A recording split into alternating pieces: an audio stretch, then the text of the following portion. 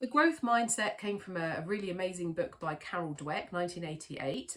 This is an idea about having a kind of mindset, and that there are sort of two different types of people in a way.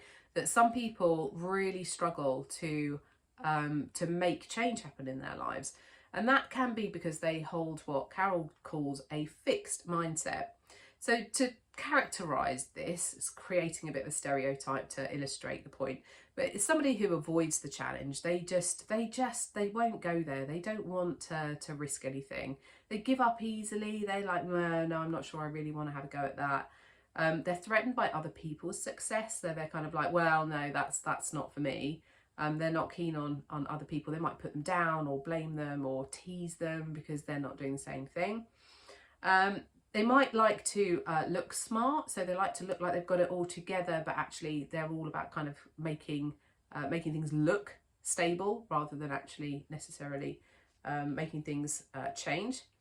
Their effort is fruitless, so they might be thinking that there's no point in doing anything, there's no point in putting an effort in, nobody notices anyway, what's the point of doing that?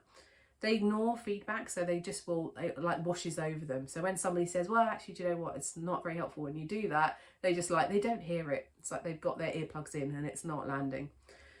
And they have relatively fixed abilities, so they are stuck in this space of like going, I've got what I've got, I've landed here, that's good enough. Good enough is good enough. And they're not prepared to kind of go out and put themselves out of their comfort zone. Now that's the fixed mindset. So the alternative to that is a growth mindset. So to characterize it, this is somebody who perseveres in the face of failure. They just go, oh, it wasn't brilliant, it didn't work the way I wanted it to, but you know what, I'm going to have another go. Just going to try again. They believe that effort is required to build new skills, and they're prepared to put that effort in. They find inspiration in other people's success. So they're looking around them and going, oh, what's working? What's working? How can I do a bit of that as well? So they're kind of inspired by other people.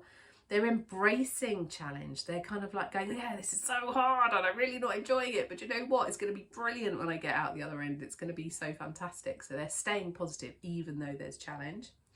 They're accepting of criticism. So when feedback comes back to them, they're like, yeah, do you know what? Actually, you're right. I didn't handle that very well. It wasn't exactly what I intended.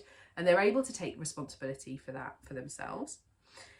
They desire to learn. So really, actually they're less bothered about the outcome. They're more bothered about, are they learning the lessons from it? What's the insight they're getting from doing the process?